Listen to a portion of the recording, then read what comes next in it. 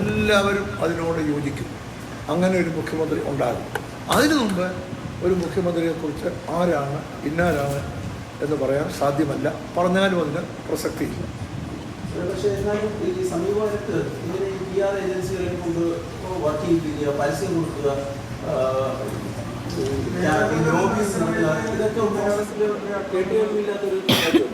അല്ല, അതിപ്പോൾ ഞാൻ ഒരു കാര്യം പറയാം.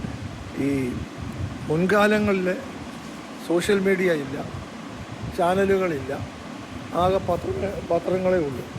ഇപ്പോൾ ഒരുപാട് സാധ്യതകളുണ്ട്.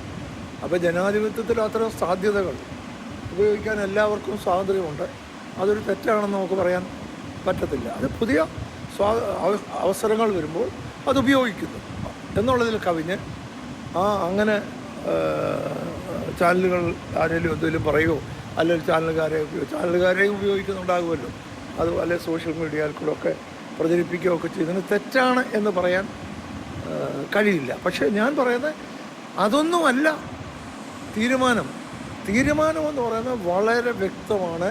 അതിനൊരു പ്രൊസീജിയറുണ്ട്. ആ പ്രൊസീജിയർ തന്നെ പാലിച്ച് ഹൈക്കമാൻഡ് അവസാനം എടുക്കുന്നത്. പക്ഷേ ഹൈക്കമാൻഡ് തീരുമാനം എടുക്കുന്നതിന് മുമ്പ് MLA-മാരുടെയും നേതാക്കളുടെയും ഒക്കെ അഭിപ്രായം ആരായും അതിനുശേഷം എടുക്കുന്നത് മാത്രമാണ് തീരുമാനം. ബാക്കിയുള്ള കാമ്പയിനുകൾക്കൊന്നും യാതൊരു പ്രസക്തിയുമില്ല.